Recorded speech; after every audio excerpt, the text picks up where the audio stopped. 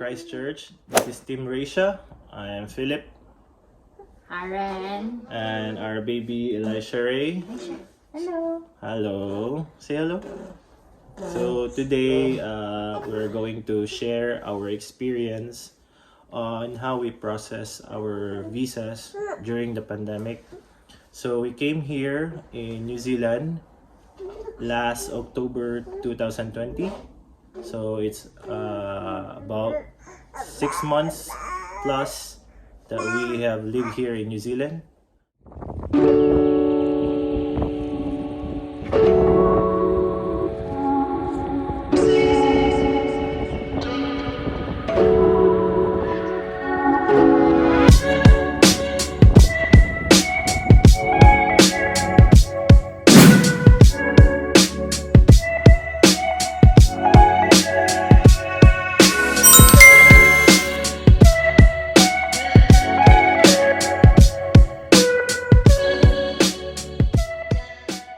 So hi guys, I'm back and I'll be the one to explain to you on how we process our visa during pandemic. So just to inform you that we did everything on our own. It's very tasky, but you can save money from it.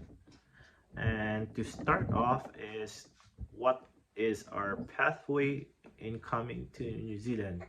So our pathway is as a nurse and our main applicant is my wife. So what, yes puppy, for a while I'll get my puppy. Yo, say hi. Hi, hello. Okay, so the first thing that she did was to register in the Nursing Council of New Zealand.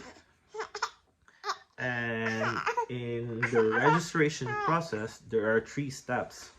So the first one is to apply in CGFNS International. Then the second one is to request a report from CGFNS to send it to the Nursing Council of New Zealand. And the last one is to apply in Nursing Council of New Zealand. Then let's start with the first step. So applying in CGFNS International. So you'll just have to create an account in their portal. Then fill up the forms with your information. So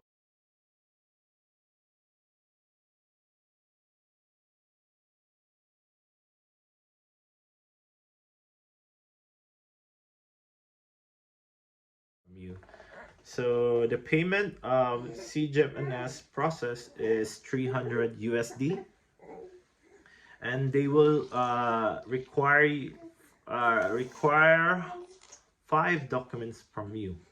So the 5 documents will be the following: identity documents. So in identity documents, my wife submitted her passport together with her driver's license and marriage certificate. And they also asked her to notarize her documents, but you can do it in their website through Notary Cam. So she paid another extra 75 USD for the 3 documents to be notarized. So the next one will be the employment history. So the form that you fill up with your information, you'll be printing that one and you'll be submitting it to the employer on whichever covers your recent 5 years of experience as a nurse. Then the next is your education history. It's the same process with your employment history. You'll just have to give the form to the school and they will be filling up with your information regarding your education background, and they will be sending it to the CGFNS.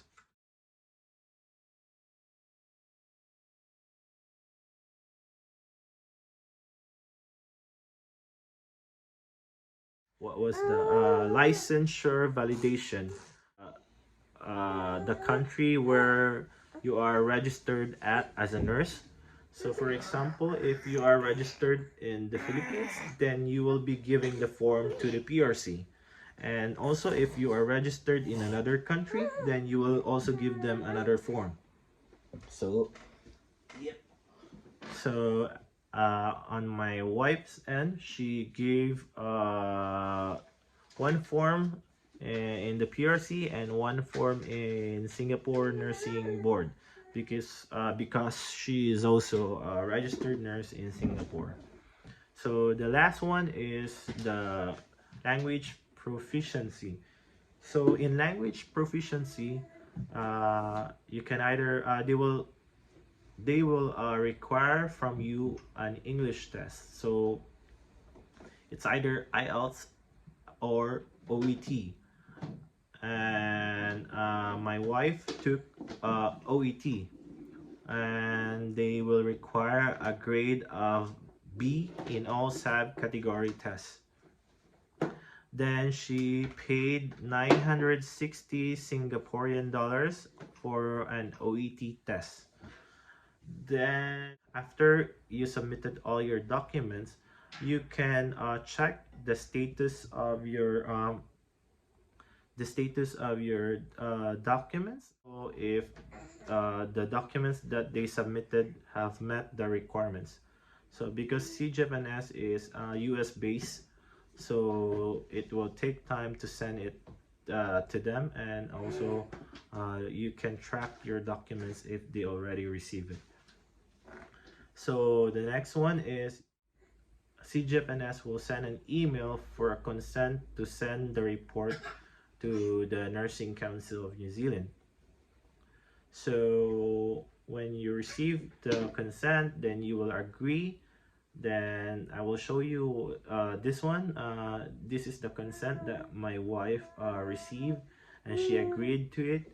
So the CGFNS will send the report to the Nursing Council. So that will be the step 2.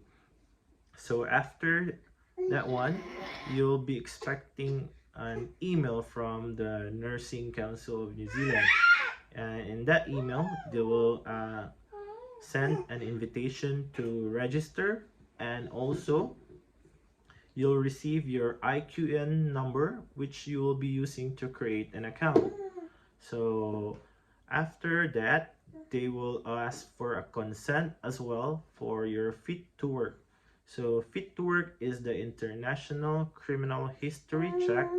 So this will check all the countries that you have lived in for more than 12 months or more in the last 10 years. So my wife lived in Philippines and in Singapore. So she paid 149 Australian dollars for each country. And after that, again, my wife received an email from the Nursing Council of New Zealand asking for an additional document, which is her professional development document. So what is professional development document? My wife submitted her training and courses that she attended and have it signed and verified by her senior nurse or charge nurse. So when she submitted everything, she then waited for 2 weeks or more, and then she received the result of her application. So when everything is okay and you everything regarding your documents was fine, so you will receive your APC, which is your annual practicing certificate. So once she receives her APC, the next step will be CAP, which is the Competence Assessment Program. So each overseas registered nurse in Nursing Council of New Zealand must undergo and complete a CAP, so which is Competence Assessment Program. For this cap, if you are holding a current registration in countries like UK, Ireland, Australia, Singapore, USA, and Canada, then you may not need to undergo cap. My wife didn't undergo cap. And yeah, so after she received her APC, she then proceed applying job online. She is searching mainly in SICK and DHB website. So after a couple of interviews, I think in a month or more,